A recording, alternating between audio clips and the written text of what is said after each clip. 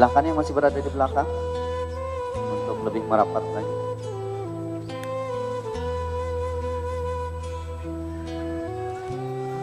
Baik jemaah sekalian yang dirahmati Allah Subhanahu wa taala.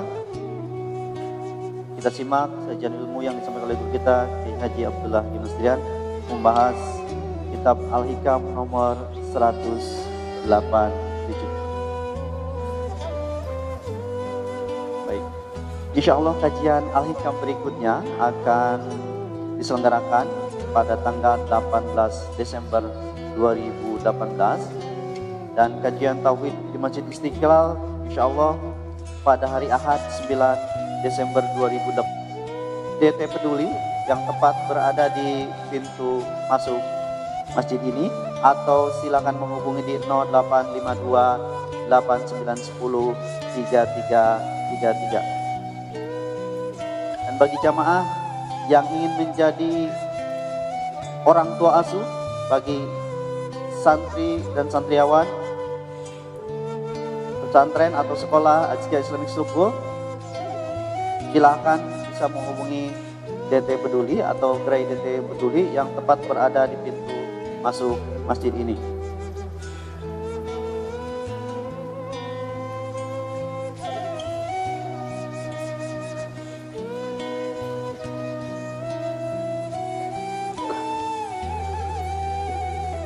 Bismillahirrahmanirrahim. Assalamualaikum warahmatullahi wabarakatuh. Alhamdulillah, alhamdulillahi rabbil alamin, alladzi khalaqal mauta wal hayata liyabluwakum ayyukum ahsanu amala wa huwal azizul ghafur. Allahumma salli ala sayyidina Muhammad wa ala alihi wa ashabihi ajma'in. Segala puji bagi Allah Subhanahu wa ta'ala yang menciptakan kita semua, yang memiliki kita seluruhnya, yang menggenggam kita setiap saat. Tidak ada satupun seisi alam ini kecuali ciptaan Allah, milik Allah, dalam kekuasaan Allah dan takluk kepada kehendak Allah sepenuhnya. Tidak ada satupun nikmat yang bisa menyentuh kita kecuali dengan izin Allah. Tidak ada satupun musibah yang bisa menimpa kita kecuali dengan izin Allah. Seluruhnya takluk kepada takdir Allah yang Maha Kuasa. Semoga Allah yang Maha Menatap, Maha Mendengar, yang Maha tahu pikiran, hati, yang Maha menyaksikan setiap maksiat dan amal yang kita lakukan, mengaruniakan kepada kita hati yang hakul yakin kepada Allah, sehingga tidak ada tempat yang tersembunyi untuk berbuat maksiat, karena kita yakin Allah pasti melihat dan menghitungnya, dan puas dengan penilaian Allah dari apapun yang kita lakukan.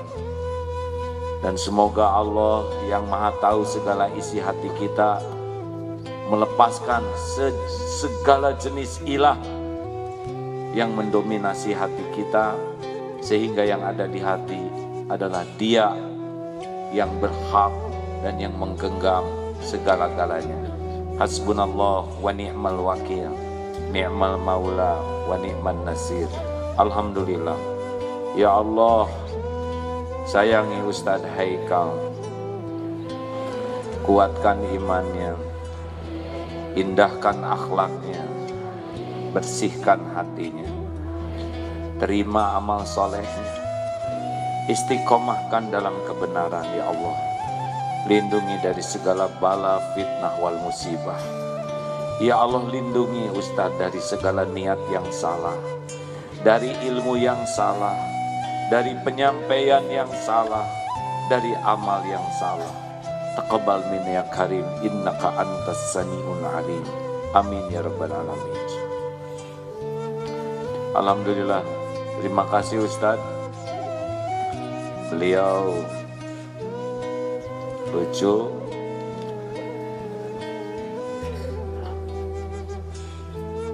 pintar, tajam, ceplas-ceplos.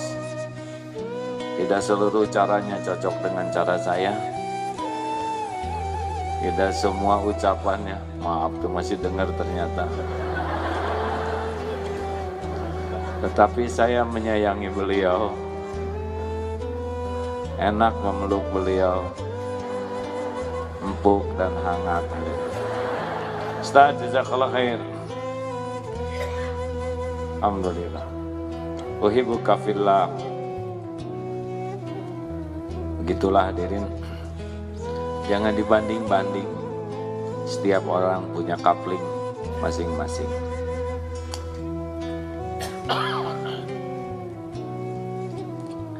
Saya akan mengawali dengan surat ini karena rasanya surat ini penting.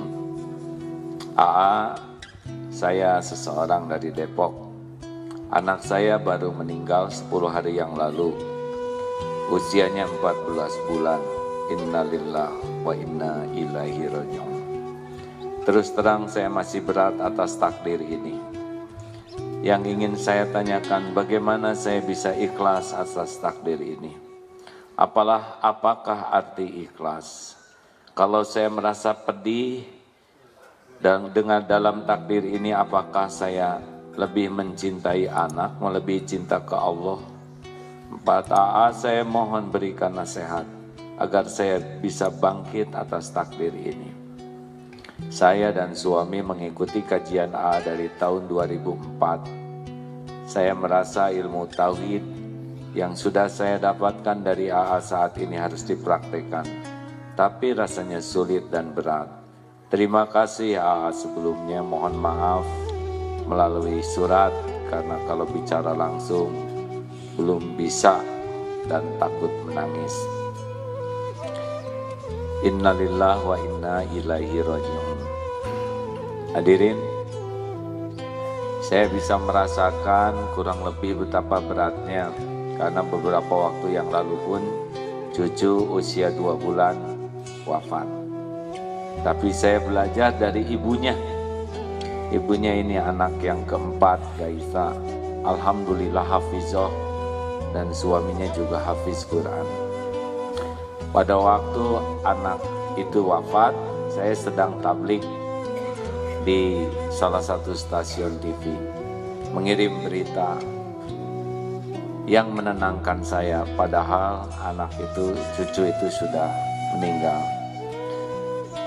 Doakan Pak, sedang senyum, cantik kan Pak anaknya, Masya Allah. Ketika pulang ke rumah, cucu sudah wafat dan saya lihat bagaimana anak ini menyikapi. Tetap di balik air matanya senyum. Alhamdulillah Allah menitipkan kebersamaan 2 bulan. Alhamdulillah anak yang kecil seperti ini kalau dipanggil oleh Allah bari tanpa dosa. Mudah-mudahan nanti bisa menunggu orang tuanya di sorga. Alhamdulillah bahwa orang tua yang oleh Allah anaknya diambil pada waktu bayi itu menjadi bekal yang luar biasa untuk kepulangan kita ke akhirat nanti. Kata kuncinya adalah harus hakul yakin bahwa anak ini bukan milik kita. Anak ini adalah milik Allah, ciptaan Allah, dan sudah ditetapkan kepulangannya pada waktu 4 bulan 120 hari di perut ibu di rahim. Kita semua sudah ditetapkan ajal. Ajal itu ada 3 yang Allah rahasiakan. 1, waktu. Sudah ditetapkan. Walikulli ummatin ajal. Fa idza jaa ajaluhum la yastakhiruna sa'atan wala yastaqdimun. Kalau datang saatnya tidak bisa diakhirkan, dimajukan walaupun sekejap. Tidak ada yang membuat kita mati kecuali satu saja. Waktu hidup kita sudah berakhir. Yang kedua, tempat. Kita akan meninggal di tempat yang ditentukan dan kita akan mendatangi tempat kematian kita. Yang ketiga, cara. Kita tidak tahu caranya apa. Tapi yang terpenting bagi kita cuma satu, yaitu husnul khatimah. Yang penting dimanapun, kapanpun, cara apapun adalah husnul khotimah, akhir yang baik.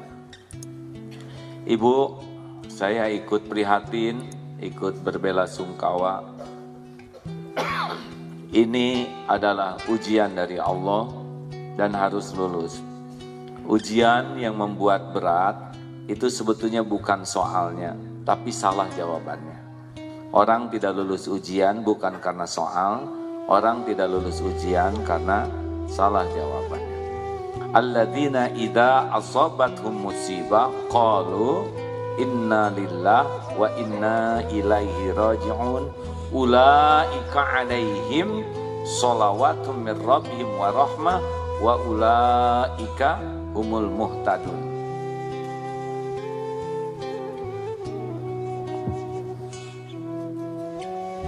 Akan dibacakan ayat yang lebih lengkap dengan suara yang lebih bagus. Jadi kita harus sadar bahwa dalam hidup ini Allah walanabluwannakum bisyai'in minal khauf. Satu, kita akan dibuat oleh Allah ujian sedikit dalam bentuk takut. Wal ju'i wa nafsin minal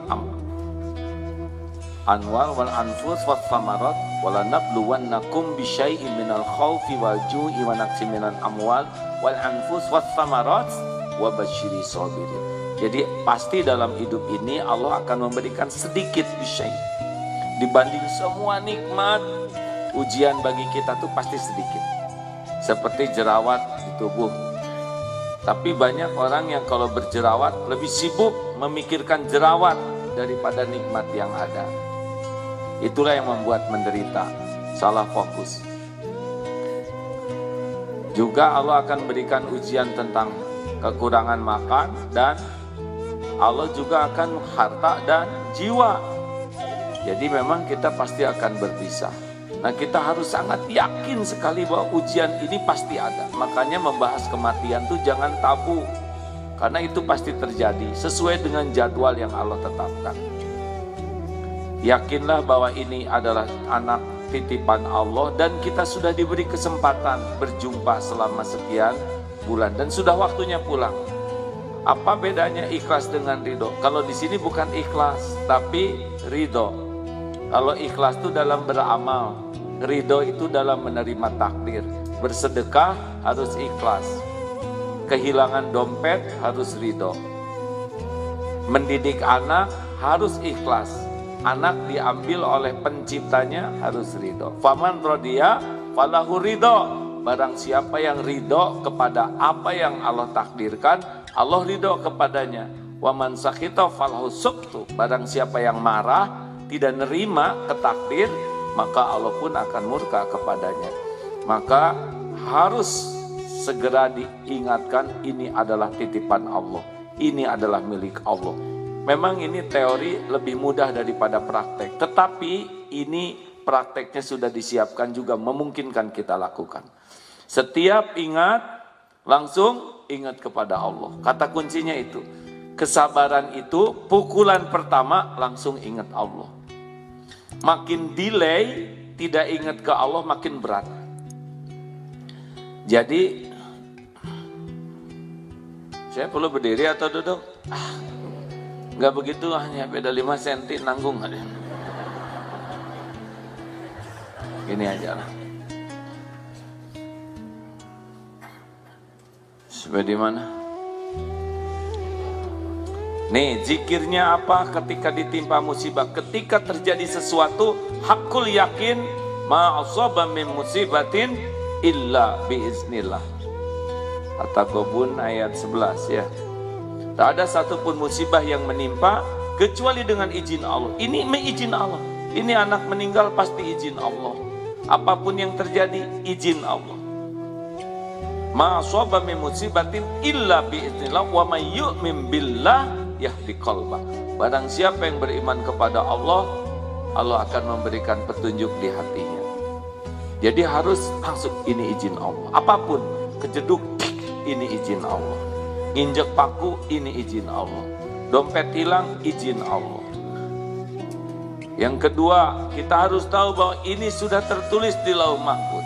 Ma asaba min musibatin fil ard wala fi anfusikum illa fi kitabim min qabli an nabra'aha inna dzalika 'ala Allahi yasir.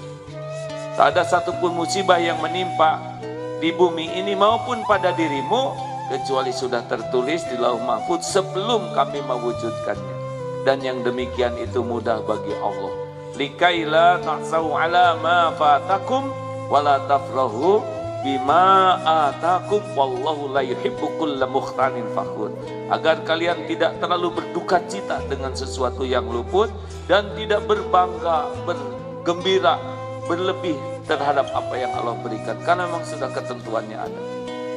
Dan Allah tidak menyukai orang yang sombong lagi membanggakan diri.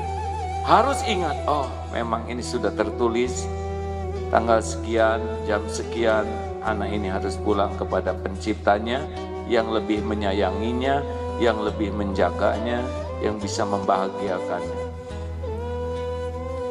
Tadi itu surat yang tadi surat Al-Baqarah ayat 155,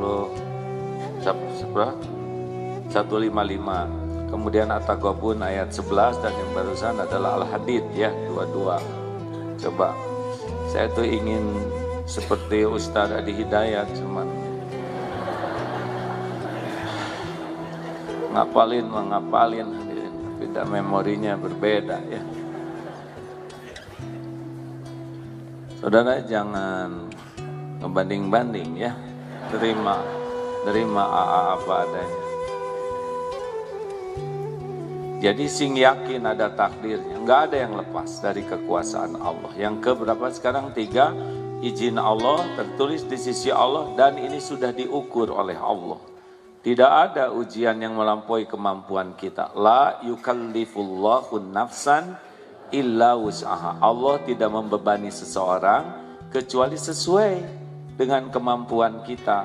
Allah sudah tahu keadaan kita, lebih tahu dari siapapun juga, karena kita ini ciptaan Dia, kita ini milik Allah, ciptaan Allah, selama ini juga diurus oleh Allah. Allah lebih tahu keadaan kita daripada kita sendiri. Allah tahu tingkat intelektual kita, Allah tahu kadar keimanan, keilmuan, kondisi fisik, mental, psikologis kita, Allah tahu tingkat ekonomi kita, tahu semuanya. Dan ketika ujian itu datang, udah pas tuh dengan kemampuan kita. SD ujiannya SD, SMP, SMA. Tidak mungkin ujian SD pelajaran SMA itu guru zolim. Allah Maha Adil. Tidak mungkin Allah menguji kita dengan sesuatu yang kita tidak sanggup. Kenapa kok terasa sakit? Karena kita belum bersandar ke Allah. Baru bersandar kepada ini milik saya, ini punya saya, ini anak saya, ini suami saya. Saya, bukan Allah. Makanya ditimpa sesuatu harus cepat ke Allah. Apalagi selanjutnya, kalau ada yang pahit-pahit dalam bentuk apapun, An-Nisa 79. Ma asabaka min hasanatin faminallah wa ma asabaka min sayyi'atin famin nafsik. Kalau ada pahit, kalau kebaikan datang dari Allah, keburukan, itu karena dosa kita. Nah, mungkin ada dosa-dosa bentuk apa saja yang bisa gugur dengan kepahitan ini. Ada derajat yang tidak bisa tercapai kecuali lewat kepahitan. Pas dengan materi yang akan kita bahas juga hari ini. Jadi ada kalanya kita bisa lebih dekat kepada Allah justru dengan kepahitan. Asarido, maaf kalau naik pesawat, banyak zikir mana? Pesawat lagi tenang atau pesawat sedang turbulen? Allahu Akbar. Maaf ya Bu, Ibu lebih banyak zikir mana ketika suami lagi tenang atau suami kurang tenang? Ya begitu. Suka disalahartikan kalau saya yang ngomong. Banyak orang yang bisa lebih dekat kepada Allah lewat kepahitan. Nah, mudah-mudahan dengan wafatnya anak ini Allah memberikan kekuatan, ilmu, iman, amal soleh kepada ibu sepanjang kembali ke Allah. Lalu apalagi Fa inna ma'al usri yusran, inna ma'al usri yusra. Harus ingat bahwa setiap kepahitan itu diapit oleh dua kemudahan. Jadi kita jangan fokus kepada pahitnya saja, karena di balik kepahitan ini ulaika alaihim sholawatu min rabbihim wa rahmah wa ulaika humul muhtadun. Ada karunia yang sangat besar, kasih sayang, ampunan Allah, petunjuk Allah di balik semua musibah ini kalau sabar. Wa basyiris sabirin, berikan kabar gembira bagi orang yang sabar. Siapakah orang yang sabar? Ketika ditimpa apapun musibahnya, langsung innalillah, kami semua milik Allah, kami semua kembali kepada Allah. Kalau yakin seperti itu, maka Allah memberi hadiah besar di belakang ini, berupa rahmat Allah, kasih sayang Allah, kemudian hidayah, petunjuk dari Allah. Yang adanya itu hadiah bagi orang yang sabar. Makanya kalau ada pahit, ingat ada nih di belakang kepahitan ini. Seperti panah, kadang ditarik, mau diapain? Kalau dilepas, kalau tidak ditarik, kadang-kadang Allah narik kita dengan berbagai kepahitan supaya iman kita makin tinggi, makin melesat kemampuan kita. Jadi jangan suudzon kepada Allah, ya. Dulu 2016 ada kegiatan yang menyakitkan, hasilnya ada reuni. Tarik dulu memang kepahitan-kepahitan. Sekarang juga kelihatannya rada pahit-pahit, ya. Media yang meliput hanya satu. Kemudian kalau media cetak cuma dua.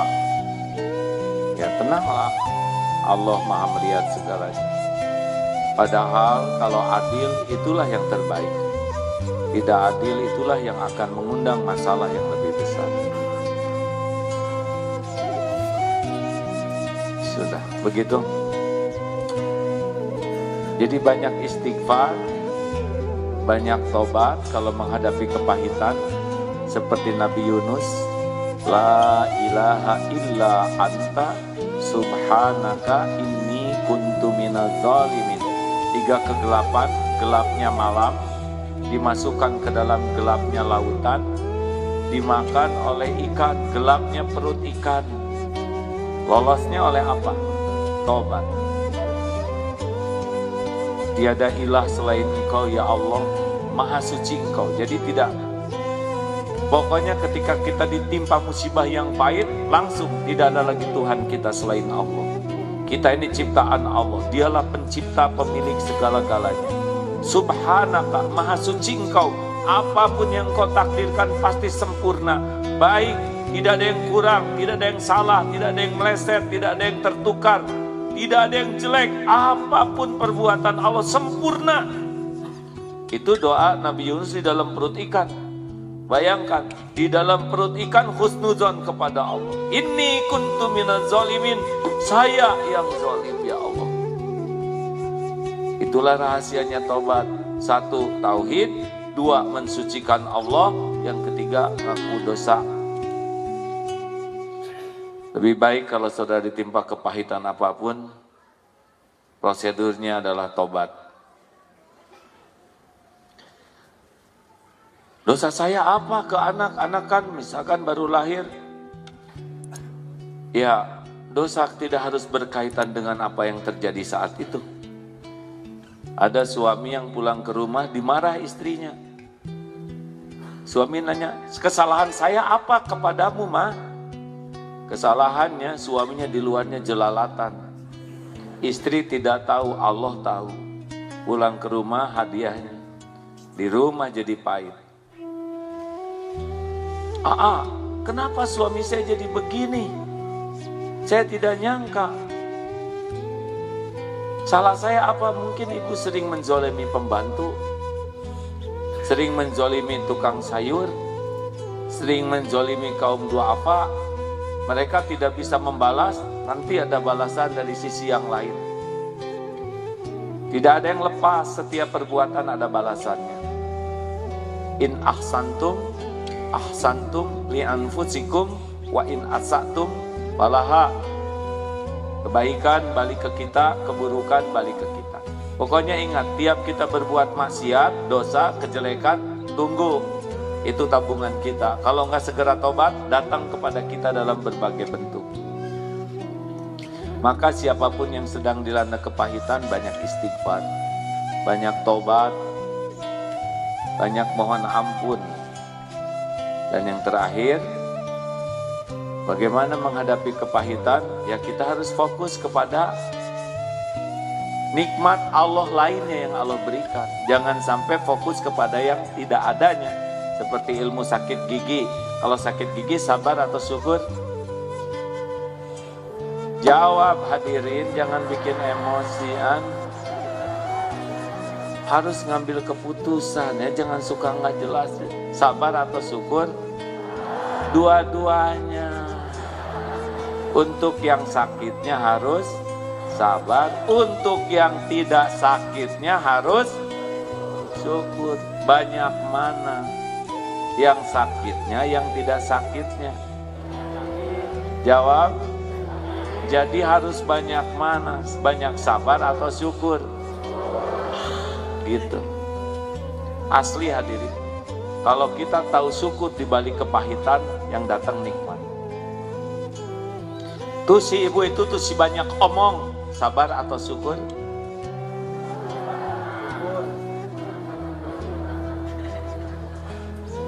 Ibu bersyukur kalau disebut si banyak omong.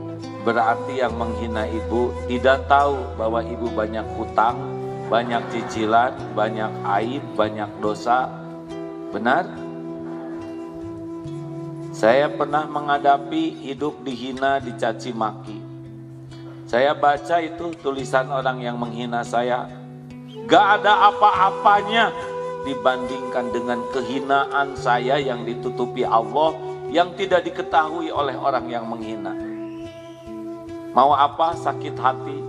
Harusnya bersyukur penghinaannya cetek. Mau tahu supaya nggak sakit hati, lihat WA yang menghina. Jangan dibaca. Sudah begitu. Ya kan?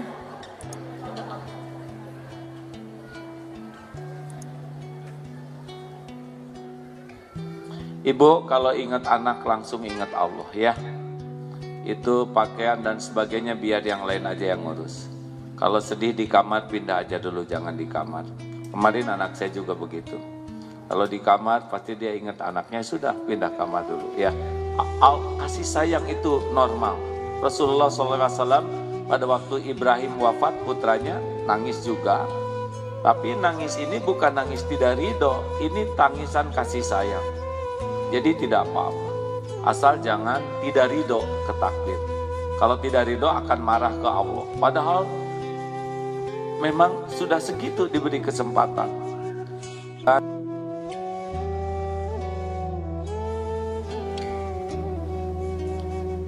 Suatu saat mungkin kita akan bahas ilmu bersyukur ya. Karena kita menderita tuh bukan karena kurang karunia, tapi karena kurang bersyukur. Kita lebih sibuk memikirkan yang tidak ada daripada mensyukuri yang ada. Masih ingat anak remaja yang kehilangan tangan kanan itu? Masih ingat tidak? Coba ceritakan Bu yang supaya efisien. Seorang pemuda SMA naik motor jatuh ke bawah truk tronton dan kelindes tangan kanannya, hancur yang kanan. Diamputasi, tidak ada kanan. Sampai ke sekolah, teman-temannya berkata, wah kasihan kamu tidak punya tangan kanan. Apa kata anak muda ini? Kawan-kawan, lihat apa yang Allah sisakan. Dia lebih sibuk memikirkan yang Allah sisakan. Orang-orang sibuk mikirin yang tidak ada. Coba kalau yang disisakannya hanya tangan kanan.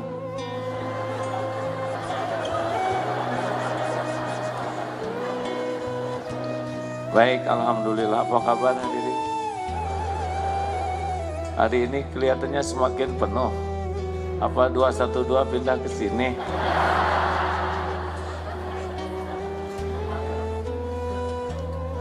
AA 212 kemarin itu tidak hadir karena di Bandung sedang milad ke-28 Darut Tauhid. Jatuhnya di minggu pertama bulan Desember pas tanggal 2. Terima kasihku guruku. Akibatnya tapi ada yang datang ke Jakarta itu, yaitu istri. Pasti nanya, istri yang mana, ya kan?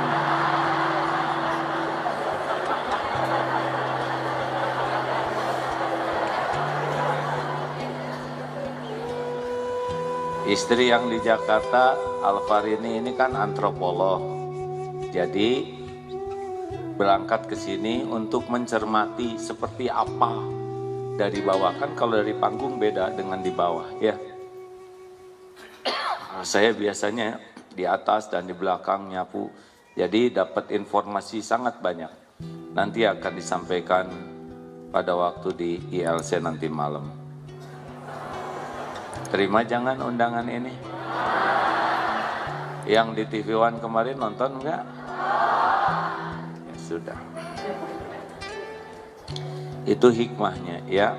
Karena tidak jadi panitia dan di luar jadi bisa lebih objektif dalam melihat, menyampaikan. Kalau saya jadi panitia dan saya ada di dalam, mungkin lebih membela diri, betul? Tetapi kalau dia di luar mengamati, jadi jauh lebih objektif. Allah mengatur semuanya dengan baik. Hadirin, kita kembali ke PR kita hari ini. Saya akan melewat beberapa ya, karena saya rasa belum sanggup membahasnya dengan baik. Jadi nomor 187. 187, silakan. Bismillahirrahmanirrahim. Kitab Al-Hikam pasal 187 pada halaman 139. Bismillahirrahmanirrahim. Warudul faqati a'yadul muridina. Tibanya saat-saat kesukaran atau kemiskinan serba kekurangan sehingga merasa rendah dan hina diri, itu sebagai hari raya gembira bagi para murid, yakni orang yang sedang melatih diri untuk taqarrub kepada Allah. Perhatian, kenapa ada orang yang rajin ke pengajian tapi perubahannya tidak signifikan? Sampai suami protes, "Bu, kamu pengajian seperti makan obat, sehari 3 kali. Tapi yang jelas perubahannya itu hanya seragam. Akhlak tetap. Yang meningkat itu cicilan. Iman tetap. Kenapa? Ini jawabannya. Saya berdirilah lumayan nambah 10 cm juga. Begini, lain kali mungkin pakai panggung. Saya tidak tega lihat yang di belakang gini-gini. Kamera sesuaikan.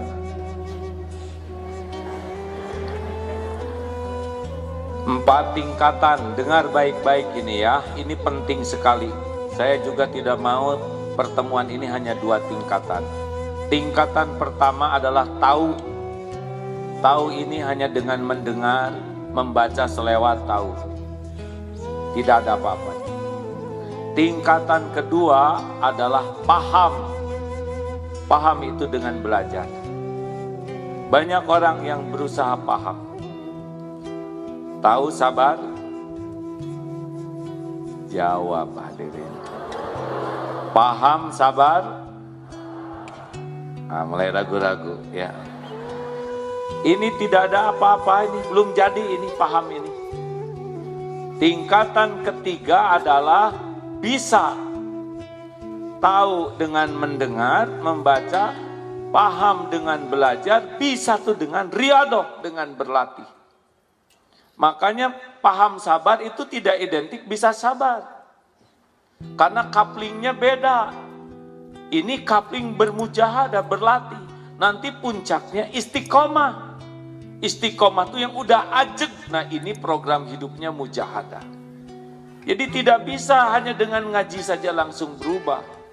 Ada juga pertanyaan, kenapa itu banyak ilmu agama, dia kuliahnya kuliah agama, S3, bahkan dia dakwah, tapi kelakuannya tidak cocok dengan ilmunya.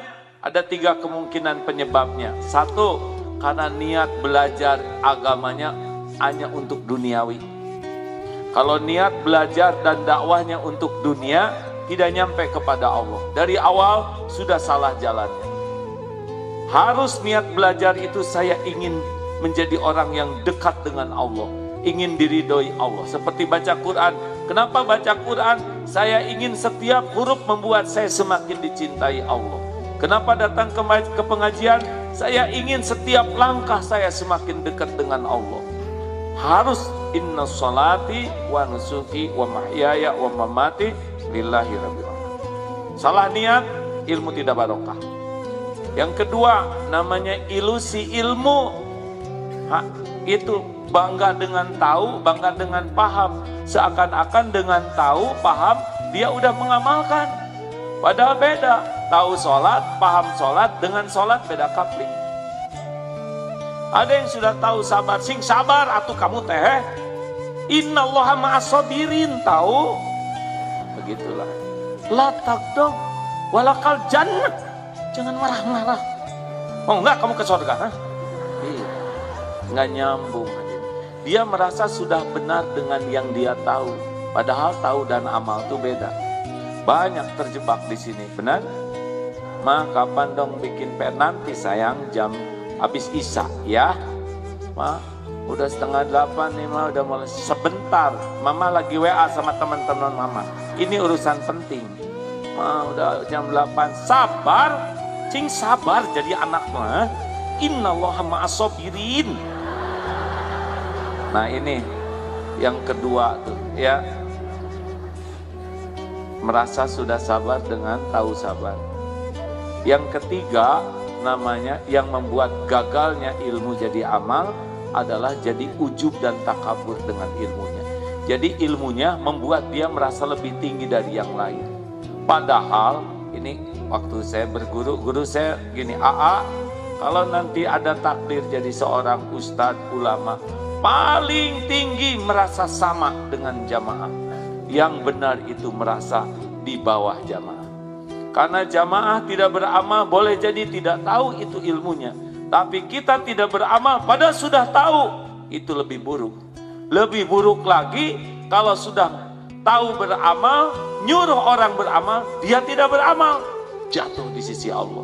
Kabura maqtan indallah an taqulu ma la taf'alun. Amat besar kemurkaan di sisi Allah orang yang berkata-kata yang tidak diperbuatnya. Makanya kalau rajin ke pengajian, terus lihat yang gak ke pengajian, dia tuh keren-keren jarang ke pengajian. Itu aja. Kenapa begitu? Harusnya ajak dengan baik, ya. Kita bisa kesini kan hidayah taufik Allah. Kalau enggak, kita lagi nonton TV, lagi tiduran, lagi mungkin ada nih saat yang sama ini lagi berbuat maksiat, betul? Siapa yang menguatkan datang ke sini? Allah, pasti Allah. Pasti. Enggak ada lagi. Semua kebaikan itu datangnya dari Allah. Hati-hati, rajin ke pengajian jangan jadi sombong. Rajin ke masjid, lihat tetangganya. Dia tuh joggingnya kuat 5 kilo. Ke masjid 20 meter nggak kuat. Ditabok oleh dia ya kan. Harusnya silaturahim ke sana. Bawa makanan, ngobrol. Jangan pernah lelah ngajak ke masjid. Jangan pernah lelah mendoakan tetangga yang belum ke masjid. Allah tahu tuh. Kita ngajak, Allah tahu. Kita juga mendoakan. Dibalikin hatinya datang ke masjid. Daripada meremehkan, Allah tahu ini. Kita jadi sombong. Apa artinya amal yang membuat kita jadi sombong?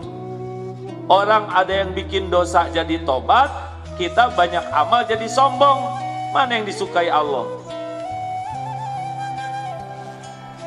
Kenapa ragu-ragu gini jawabannya? Nih dalilnya ya.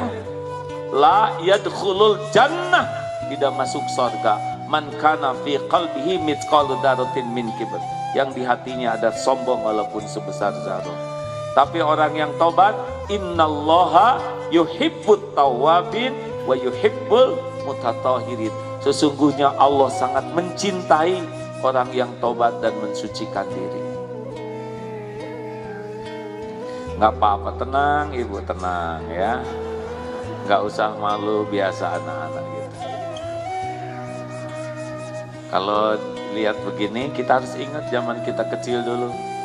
Ini masih mending ngajinya, nangisnya di ngaji ya.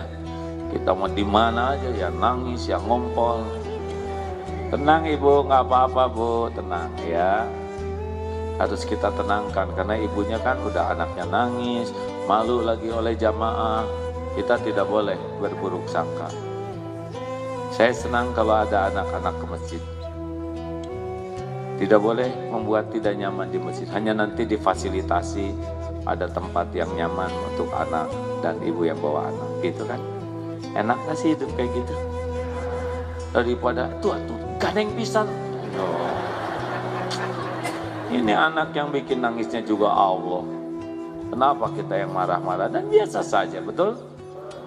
Lagi sholat kering, HP bunyi, siapa tuh? Kurang ajar sekali. Ini ngaco nih. Dia harus benar-benar Allahu Akbar, amin, amin.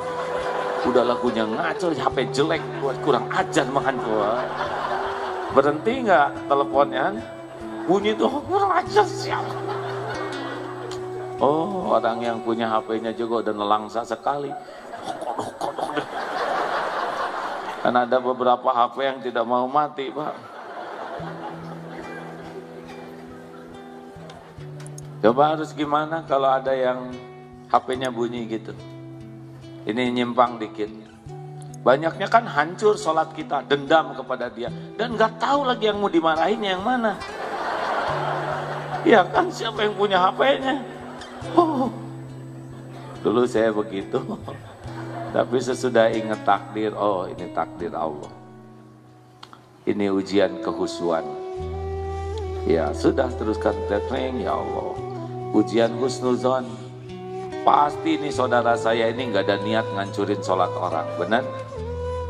Ini saudara saya ini yang bunyi aja udah tersiksa dengan bunyi seperti itu. Haruskah kita marah kepadanya? Ini pelajaran dari Allah. Ketika selesai nggak apa-apa, Bang. Nggak apa-apa, udah maaf ya sudah, nggak apa-apa. Pelajaran bagi kita supaya masuk ke masjid, HP kita dimatikan dan ngajak orang lain mensilentkan, gitu kan? Enak kalau pakai hati mah hadirin. Pakai nafsu mah disikut lagi. Lain orang, ternyata yang satu yang bunyi gitu.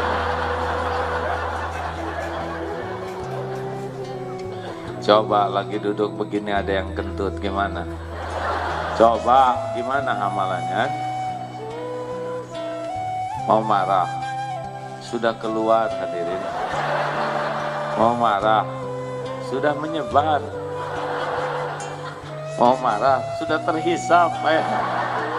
Mau gimana? Ya kan? Dipulangin gak bisa. Satu-satunya sudahlah rezeki saudara. Suatu saat takdir ceramah di Korea, lihat museum, lagi museum tuh gelap. Pas datang ke sana, ini ada ibu-ibu bertiga. Maaf ya, kentut tuh ibu-ibu Korea, tut. Aduh, mau ngomong gak bisa ngomong Korea ya. Enggak tiap hari saya dikentutin begini hadirin. Ya sudah, rezeki ini hari ini. Pelajaran bahwa kita di tempat gelap sekalipun harus lihat siapa tuh ada orang di belakang. Berbaik sangkalah hadirin. Ini saudara saya yang kentut, tidak ada niat untuk mengentuti kita semua. Dia pasti sudah mati-matian nahan, tapi tidak tertahankan. Dia pasti malu, benar? Udah selesai masalahnya juga, udah tersebar lunas. Udah tinggal tenang aja bu, gak kedengaran kok. Beres. Mending duduk aja din, ulangi itu kamera. Teruskan. Sini gini. Teruskan. Jadi Siapapun yang ingin dekat dengan Allah sebetulnya harus masuk ke wilayah riyadhah, latihan. Seperti ikhlas. Ikhlas teh gampang di teori hadirin. Prakteknya tuh nggak bisa kecuali dengan latihan. Nih dengar. Kita sudah belajar ilmu ikhlas ya. Lakukan. Masa lupa lagi? Lakukan, lupakan. Nih ilmu ikhlas ya, maaf. Orang ikhlas tuh kalau diibaratkan tubuh nih seperti jantung. Berdetak tiap saat, berdegup tiap waktu, tidak pernah menonjolkan diri. Tapi diakui. Yang suka menonjolkan diri tidak pada tempatnya yaitu ambeien, jerawat, bisul, semuanya menyakitkan, betul? Jadi kalau kita punya sifat ingin sibuk menonjolkan diri, nah itu bakal gak enak hidupnya.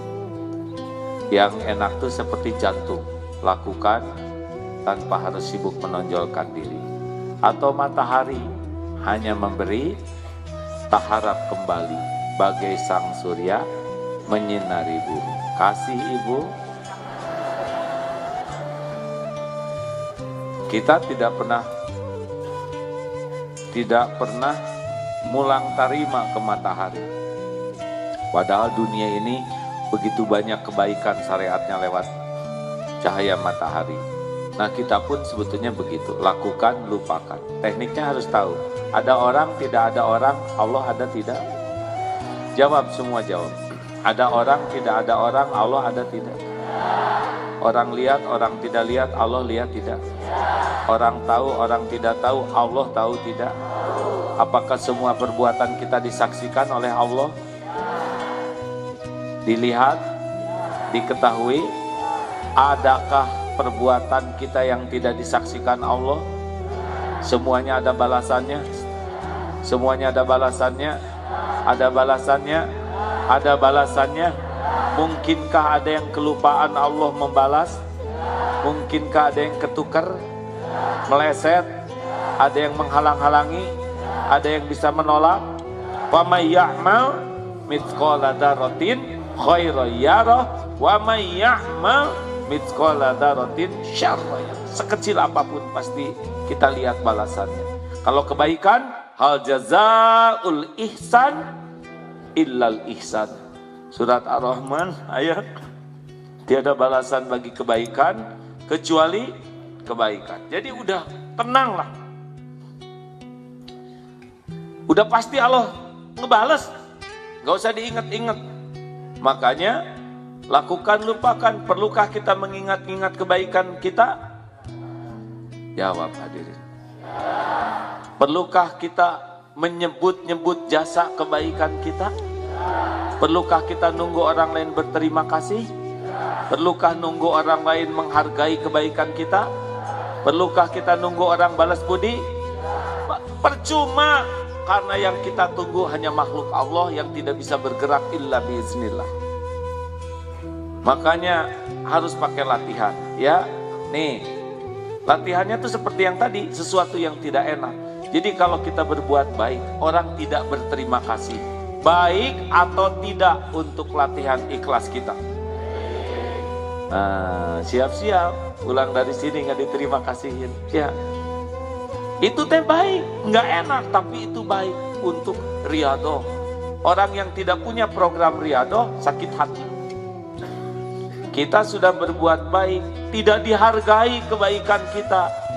Bagus atau tidak untuk riyadhah kita. Makin pelan. Bu, coba ibu udah masak, disiapkan sebaik-baiknya, dihias, ditata. Mas, makan dulu mas. Ada waktu bu, banyak urusan, lain kali aja, maaf ya bu. Pergi aja, bagaimana rasanya? Siap, bagaimana? Yang asli bagaimana? Sakit hati, kecewa, jengkel, itu ciri-ciri gak ikhlas. Kalau ikhlas mah gak ada ruginya. Gak ada ruginya. Niat udah diketahui Allah. Allah tahu ibu masak dari jam 3. Allah tahu ibu capek. Allah tahu ibu udah nata. Yang punya pahala dan balasan kan Allah. maaf ya Bu, saya nggak ada waktu. Oh iya Pak, nggak apa-apa, sing selamat di jalan. Mudah-mudahan ketemu dengan rezeki yang lebih enak. Hargaan atau nah itu nggak boleh. Tenang hadirin, namanya juga bukan rezeki suami di rumah. Kalau rezekinya bukan itu, nggak dimakan itu. Udah, sing ridho, ya, dilatih. Sama, kalau nggak punya program latihan nggak bisa. Harus dilatih, harus punya. Jadi kalau ketemu dengan yang menyakitkan, yang tidak, kita udah berbuat, misalkan persiapan akan ada kunjungan tamu negara. Dan ada ini bagian baca Quran. Udah persiapan 1 bulan. Tiba-tiba tamu negara teh, Dek maaf ya, nggak jadi ngajinya karena tamunya sudah lengkap dengan yang ngaji sendiri. Saya sudah latihan, ada ikhlas. Nggak apa-apa. Nggak tampil juga, niat udah, latihan udah. Betul tidak? Nggak harus tampil, nggak harus. Tampil juga jadi ujub mau apa? Nggak jadi pahala. Benar? Halo? Makanya ibu kalau dandan di depan suami, dandan aja, gak usah nanya. Gimana mas? Cakep nggak? Itu nyiksa suami. Suami harus ngomong apa coba? Ngomong sing jujur, lebih repot. Nyebut cakep dan nggak begitu. Nyebut jelek nggak tega. Jadi jalan tengah, udah Bu, ibu teh mirip kesemek gitu.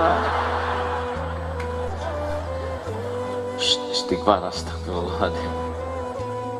Tapi pujilah Pak, nggak apa-apa. Beda dikit dengan kenyataan. Ya. Ibu, Bu, Pak, masih ingat latihannya?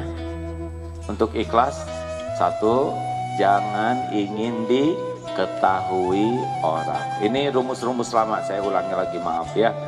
Pokoknya kalau mau latihan, banyak amal yang tidak diketahui orang. Yang sunnahnya diketahui orang itu amalan wajib. Kalau kita beramal wajib, sholat, saum, zakat, haji, bagus orang lain tahu supaya niru. Tapi yang sunnah-sunnah mah sembunyi-sembunyi. Boleh diketahui orang, boleh. Tapi makin banyak amal rahasia, makin bagus. Periksa sekarang, punya amal rahasia apa aja yang hanya diri dan Allah yang tahu. Kalau tiap sholat diketahui orang, ngaji diketahui orang, sodako diketahui orang, berbuat baik diketahui orang, tapi di dalam kesendirian kita maksiat, nah itu ciri-ciri itu kurang ikhlas. 2, jangan ingin selalu dilihat orang. Pokoknya kalau ada orang dengan gak ada orang beda, ciri-ciri itu kurang ikhlas. Ada orang jadi bagus, gak ada orang jadi gak bagus. Ada orang Allahu Akbar. Rukunya juga dilamain. Oke, cukup agak lama dikit nih ya. Cukuplah ya. Sami Allah. Ibu tahajud ada suami. Ya Allah. Kalau nggak ada sama Allah gitu biasa. Ada orang Bismillahirrahmanirrahim. Nggak ada orang Bismillahirrahmanirrahim. Alhamdulillah. Hati-hati, ada orang keluar 100.000, nggak ada orang dilewat kotak infak. Nanti kan ada yang lewat, hati-hati itu. Ada yang karena orang, ya pura-pura gini, padahal cuma 1.000, ngarap-ngarap orang lihatnya 100.000, itu juga udah nipu tuh. Apa adanya aja. 3, jangan ingin dipuji. Kalau dipuji semangat, tidak dipuji tidak semangat, dicaci patah semangat. Ciri-ciri itu bukan karena Allah. Puji, caci, ember jatuh sama, hanya getaran udara yang merambat ke telinga. Cuman itu, nggak ada efek apa-apa selain GR. Ih, ibu meni awet muda, gembira, traktir. Jadi awet? Enggak, tetap gitu. Nggak ngepek sama sekali. Tapi udah bahagia kita mah ya. Langsung ditraktir. Makanya sering orang memuji itu karena traktirannya itu kuat. Bu, ibu, jujur, khusyuan mana sholat atau dandan? Jujur, awas nggak boleh bohong. Hah? Gitu. Untung lelaki mah enteng mah, nggak usah pakai lipstik, pedang. Nggak kebayang kalau kita repot gitu mah ya. Bu, ibu, ya gitu aja. Jangan sibuk dengan pengen dipuji orang, capek. Orang yang senang dipuji itu sangat sibuk dengan casing, dan itu bikin lelah hati kita. Just the way you are. Atulah hadirin sekalinya saya bahasa Inggrisnya biasa aja. Just the way you are apa artinya? Dilarang merokok bukan. Biasa lah hidup mah ya. Biasa-biasa aja. Tidak pujian, cacian juga nggak ada apa-apanya. Dipuji ya begini, dicaci ya begini, benar? Selamat berbahagia bagi yang berhasil lolos dari kerinduan dipuji orang dan tidak takut dicaci orang. Nggak ada apa-apanya.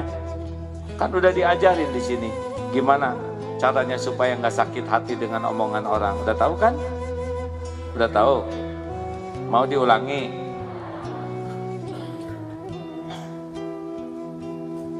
Emosional menghadapi semua ini. Terus we deketi Allah ya. Tinggal TV One sekarang yang menayangkan. Kalau itu sudah juga nanti entah gimana jadi diam sendiri, kita jangan risau karena ada Allah yang menguasai takdir. Tu'til mulka man tasya, Allah yang menentukan siapa segalanya. Makanya tenang. Sampai di mana nih? Saya semangat gini teh. Jangan pengen dipuji, ya. Yang keempat latihannya jangan pengen dihargai, diketahui, dilihat, dipuji. Kalau dihargai itu diperlakukan spesial, kan enak diperlakukan spesial. Kenapa banyak orang yang pengen jadi pejabat? Karena diperlakukan spesial tuh enak, menurut nafsu. Pintu dibukakan, brik. Mana tamu sudah datang? Pintu dibuka, oh perginya pakai sirine. Bagi sebagian orang mah enak jreng. Padahal yang diperlakukan begitu bukan hanya tamu penting. Brik, penjahat sudah ditangkap. Dibukain pintunya karena diborgol ya. Mobilnya sama dirinya. Sama. Toliatnya. Brik, dia keluarkan. Gitu. Ada juga satu lagi. Brik, jenazah sudah datang. Sama sirine juga. Hadirin, ya takdir Allah gitu. Ya saya bersyukurlah sudah pernah menghadapi banyak episode hidup. Dulu udah pernah begitu. Oh dipuji-puji ya, tahu sendirilah zaman dulu ya, selebritis. Itulah saat terburuk dalam hidup saya ketika dunia ditumpahkan. Darul Tauhid berubah jadi Darul Duit. Ke Allahnya tuh jadi rontok. Pada waktu dipuji, dikagumi, wah populer. Nggak napak nih kaki ini. Karena menikmati pujian, penghargaan. Jadi hidupnya tuh casing. Sibuk dengan topeng. Sibuk dengan penilaian orang. Capek. Demi Allah capek hidup begitu. Hadirin nggak usah pengen terkenal. Pertama belum tentu ada takdirnya. Ya nggak? Terkenal tuh masalah takdir. Kalau nggak ada takdirnya, tetap dia bikin IG hanya followernya dia sendiri. Ya istrinya aja kapok IG. Nggak usah pengen, nggak ada apa-apanya terkenal tuh ya. Kalau terkenal dan ngasih contoh buruk, dosanya melimpah ruah. Nggak usah pengen terkenal. Terkenal di penghuni langit aja udah cukup. Gak usah pengen dihargai. Makin pengen dihargai makin sering sakit hati. Biasa-biasa aja, nggak pantas kita ini dihargai orang. Kita ini dihargai orang karena Allah masih menutupi aib, dosa, kekurangan, kejelekan, keburukan, dan masa lalu kita. Betul? Kenapa saudara mau datang ke sini? Karena Abdullah Gimnastiar ditutupi aibnya oleh Allah. Ditutupi keburukannya, masa lalunya. Saudara tidak tahu siapa saya yang sesungguhnya dalam pandangan Allah. Saudara tidak tahu, tapi Allah tahu siapa Agim ini. Karena ditutupi saja, sehingga saudara mau datang. Makanya kalau dihormat-hormat orang, biasa aja lah. Karena sibuk ingat apa yang Allah tutupi. Kenapa Bapak dihargai istri? Karena istri tidak tahu kelakuan Bapak yang aslinya. Dan ibu nggak usah ingin tahu, nggak ngepek. Ibu tahu juga kalah nelangsa. Mendingan ibu sibuk aja memperbaiki diri. Ini serius bu. Bu, nggak usah ngebuka-buka HP suami, karena ibu nggak tahu passwordnya. Ya. Dah. Oh ini turun sendiri. Tadi mah tinggi.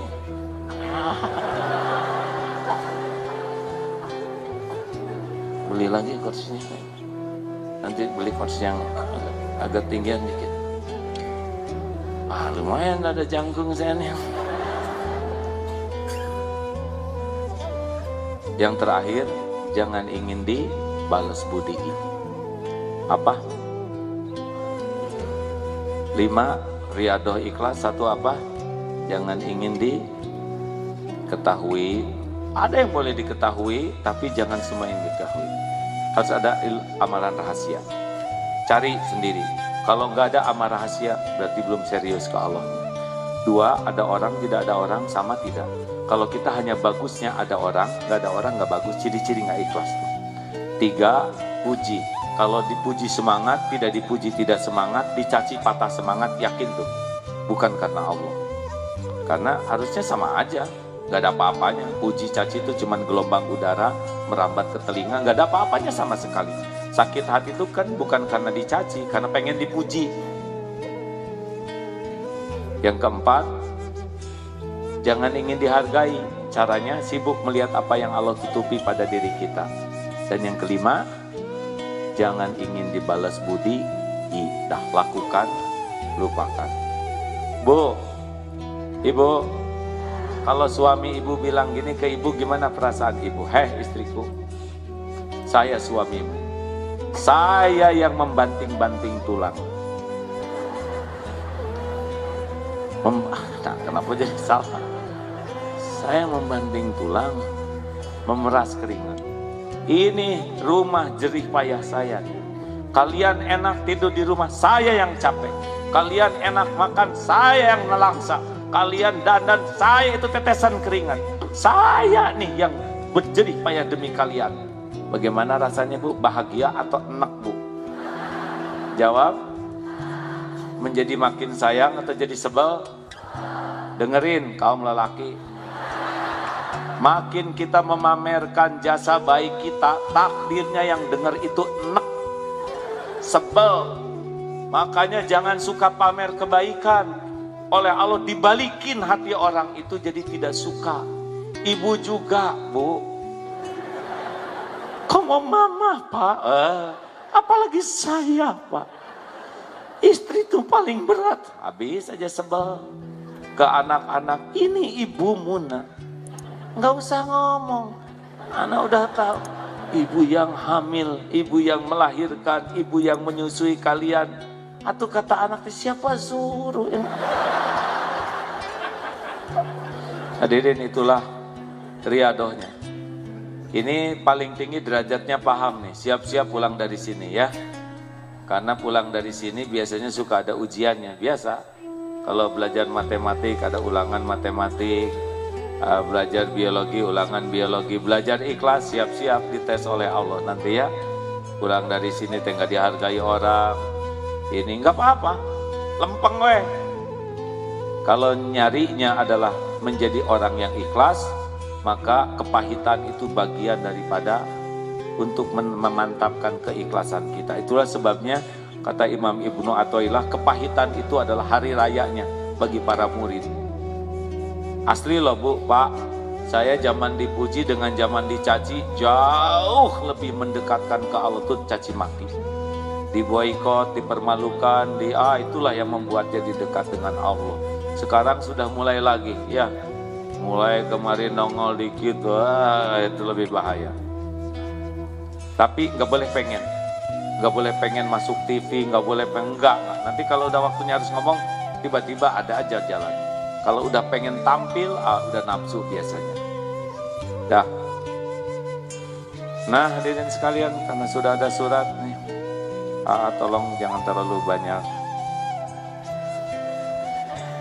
Kita siap-siap untuk berwakaf ya, bersedekah.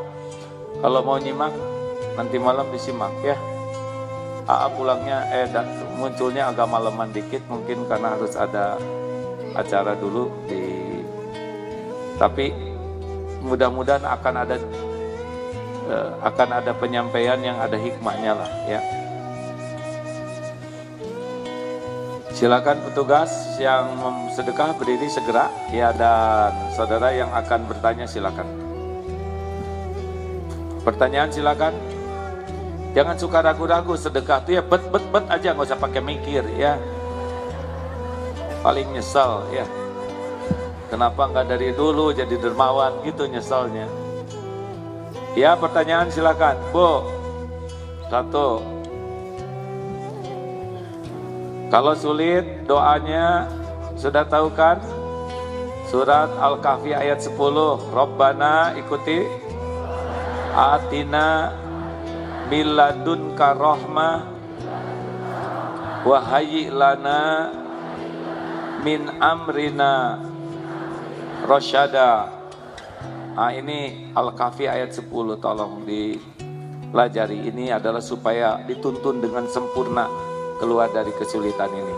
Menghadapi Pilpres ini doanya Ali Imran ayat 26. Ya silakan Bu. Bismillahirrahmanirrahim. Assalamualaikum warahmatullahi wabarakatuh. Berhubungan dengan tema AA yang tadi untuk yang ilmu ikhlas dan ridho itu ternyata berbeda ya A. Ya Bu. Jadi gini A. Alhamdulillah saya punya 2 anak yatim. Saya mau tanya untuk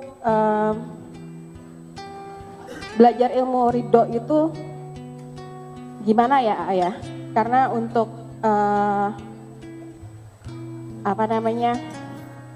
untuk melupakan itu memang sulit banget Ya.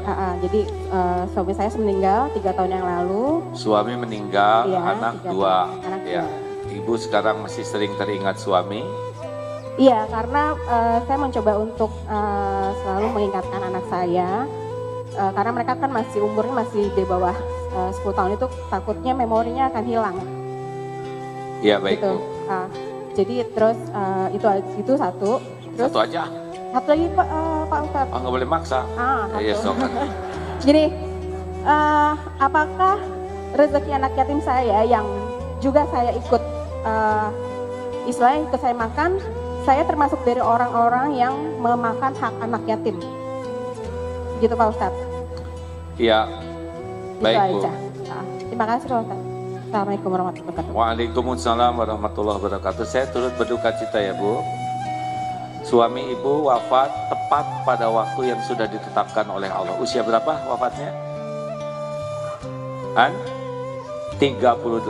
Itu tepat pada waktu yang sudah dituliskan oleh Allah waktu dulu diraih. Nah, meninggal usia 38, hari apa, jam berapa, detik berapa dicabut, itu sesuai. Jadi tidak mungkin lebih lama dari itu. Adapun jalannya lewat sakit, tertabrak atau apapun, itu cuman jalan saja. Ibu harus ridho, tidak punya pilihan ya, bahwa ini adalah memang saya bersama beliau, memang cuma segitu-gitunya. Tapi mudah-mudahan nanti di surga ketemu. Adapun anak-anak, memori kepada ayahnya itu Allah yang menguasai Bu. Jadi tidak perlu banyak diingatkan pun, nanti Allah yang menanamkan. di hati anak, karena setiap anak tuh dibulak-balik hatinya oleh Allah. Adapun ibu ingat ke suami, tidak boleh larut. Jadi setiap ingat harus ditutup pakai zikrullah. Kalau saya menyarankan ada 5 amalan ya Bu ya, untuk hati supaya cepat bersihnya. 1, sholat. Jadi harus sangat senang sekali bersujud dan memperlama sujud. Ambil wudhu, sholat 2 rakaat, terserah mau untuk taubat, mau untuk, tapi kalau udah ingat ambil wudhu, sholat, ibu bisa bedakan rasanya. Yang kedua, baca Quran. Jamaah, dengerin. Baca Quran, Cung, yang hari ini sudah 1 juz. Yang 1 halaman. Yang baca WA. Dengerin. Semua jamaah ini minimal 1 hari 1 juz. Minimal. Jangan bangga 1 juz tuh, itu teh minimal. Atau cuman sejam dilama-lamain juga. Sehalaman tuh 3 menit paling lama tuh. Ibu ngobrol itu udah 2 halaman. Dan tuh minimal 10 halaman loh Bu. Itu kalau ketemu penitinya, kalau enggak naik. 1 juz loh. Sinetron teh 2 juz. Serius hadirin. Bu, Ibu, kalau ibu rajin baca Quran, yakin itu mulut akan malas banyak ngobrol. Orang yang banyak omong biasanya kurang baca Qurannya.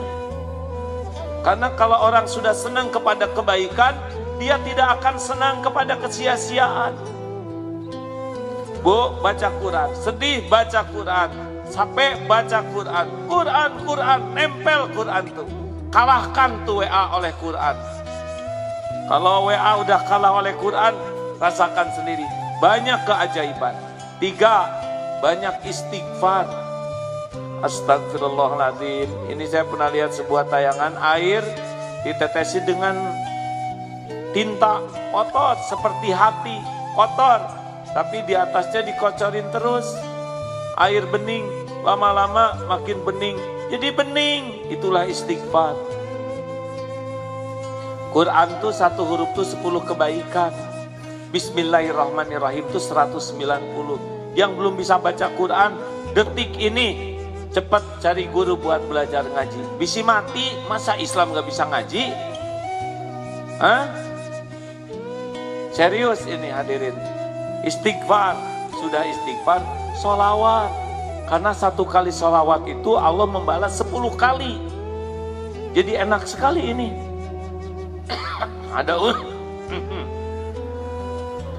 Tenang, ada ulama yang karena tahajudnya berat, tidurnya larut malam, badan juga tidak sehat, mengganti tahajud karena memang tidak sedang mampu, sholawat.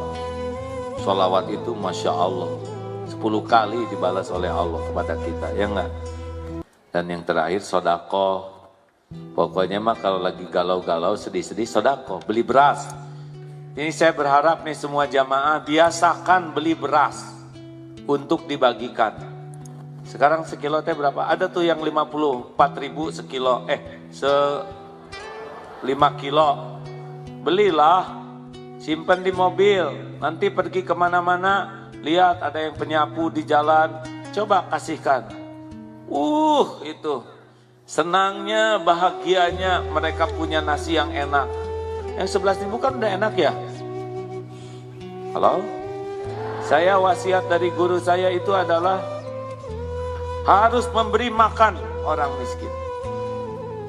Banyak saudara-saudara kita yang lebih bagus lagi, udah pakai beras, pakai mie, dan disisipi amplop. Demi Allah tidak berkurang harta. Kalau saudara berkurang harta gara-gara sedekah, beritahu saya, berapa sedekahnya? Ya sudah, beritahu aja maksudnya gitu. Masa saya ganti? Hadirin, ini serius. Jalan yang paling pintas untuk bisa lebih tenang, Karena sedekah itu mengundang ampunan, sedekah itu menolak bala, sedekah itu melipat gandakan karunia. Makanya kalau sedang sedih, galau, ambil uang, beli beras, bagikan. Coba lihat nanti hasilnya. Sholat, baca Quran, banyak istighfar, sholawat, dan sedekah. Jangan tinggalkan 5 amalan ini setiap hari, ya. Allah melihat apa yang kita lakukan. Allah tahu ilmu kita belum banyak, tapi kalau niat kita baik, Allah akan memudahkan urusan kita, insya Allah. Al-Fatihah.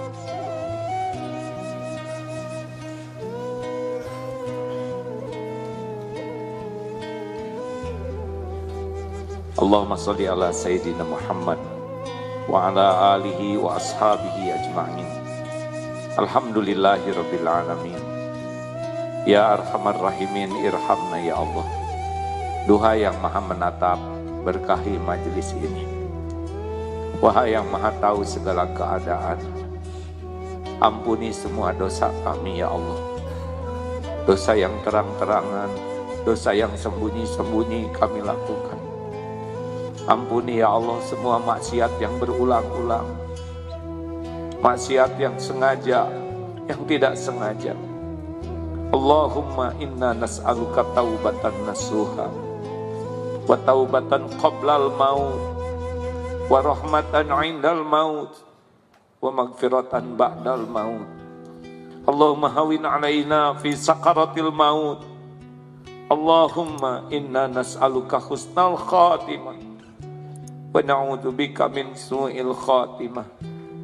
Allahumma ighfir lana wa liwalidina warhamhum kama rabbawna shighara. Duha yang maha menatap, ampuni dan sayangi orang tua kami.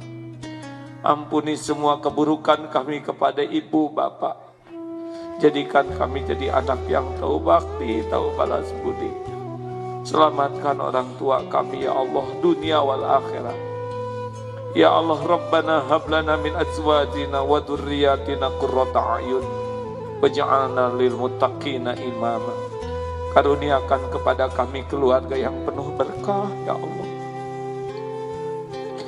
Karuniakan pendamping hidup yang menguatkan iman, yang menguatkan amal kami.